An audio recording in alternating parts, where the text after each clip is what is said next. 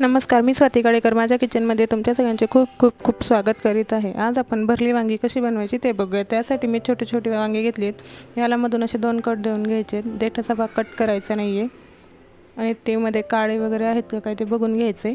या प्रकारे सगळे वांगे असे कट करून घ्यायचे।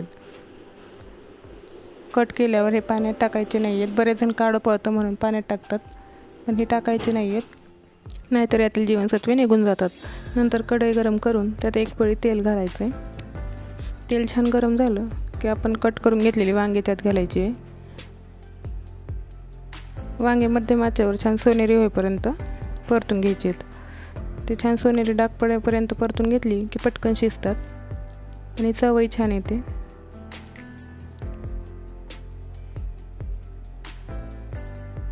हे बघा, आपली वांगी आता झालीत। आता आपण हे काढून घ्यायची आहेत। आता वांगे काढून घेतले, त्याच कढईत आपण आता पाव चमचा मोहरी, पाव चमचा जिरे हे छान परतून घ्यायचे जिरे फुलेपर्यंत। आपण हे वांगे परतण्यासाठी तेल घातलं होतं। वांगे परतून झाल्यावर मी त्यातच टाकले जिरे मोहरी, पण तुम्हाला जर तेल थोडं कमी वाटलं तर अजून थोडंसं टाकून घ्यायचं। नंतर यात मी बारीक चिरलेलं लसूण तो पण छान परतून घेतला। लसूण परतून झाल्यावर एक मध्यम आकाराचा कांदा बारीक चिरून घेतला होता, तो मी घालते। कांदा पण छान परतून घ्यायचा। कांदा सोनेरी होण्यासाठी त्यात थोडंसं मीठ घालायचं, चिमूटभर मीठ घालायचे। कांदा पटकन सोनेरी होईल।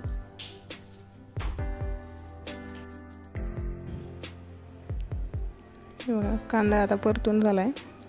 यात आता एक बारीक चिरलेला टोमॅटो प्युरी करून घातलं तरी चालतं आणि हे छान परतून घेतलं की ह्याला आता टोमॅटो छान शिजेपर्यंत झाकण ठेवून शिजवून घ्यायचे। हे बघा, 5 मिनिट झाले, आपला टोमॅटो कांदा छान शिजलाय।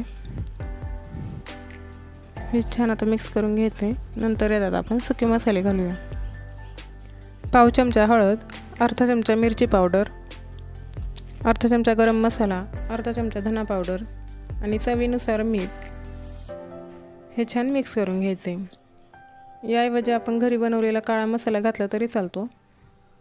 हे एकदा छान मिक्स करून घ्यायचे। मसाले परतून झाले की त्यात थोडंसं पाणी घालायचं, म्हणजे मसाले करपणार नाही।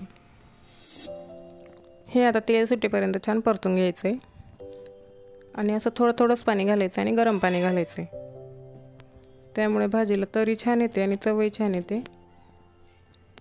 बघा, मसाले परतून झाले। आता यात मी 2 चमचे दाण्याचं कूट टाकते। दाण्याचं कूट आपण आवडीनुसार कमी जास्त करू शकतो। हे पण हे मसाल्यासोबत छान परतून घ्यायचे। शेंगदाणे छान परतले की तेल छान सुटतं। यात अजून थोडं पाणी मी घालते आणि पुन्हा एकदा मिक्स करून 5 मिनिट तेल सुटेपर्यंत मसाला शिजू द्यायचा आहे।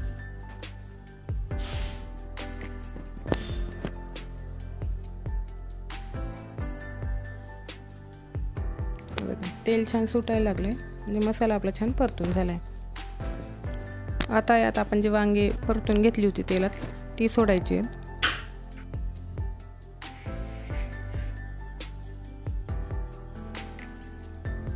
हे मसाल्यासोबत छान परतून घ्यायचे, मिक्स करून घ्यायचे, म्हणजे मसाला छान वांग्यांमध्ये घुसेल आणि छान लागेल।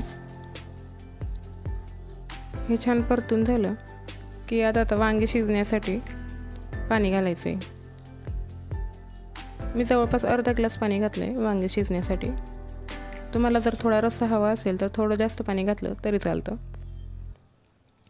आता हे झाकण ठेवून 10 मिनिट छान वाफवून घ्यायचे, शिजवून घ्यायचेत वांगे। हे बघा, 10 मिनिट झाली, आपली वांगे छान शिजली, भाजीला तेलही छान सुटले। आता यावर थोडीशी कोथिंबीर घालायची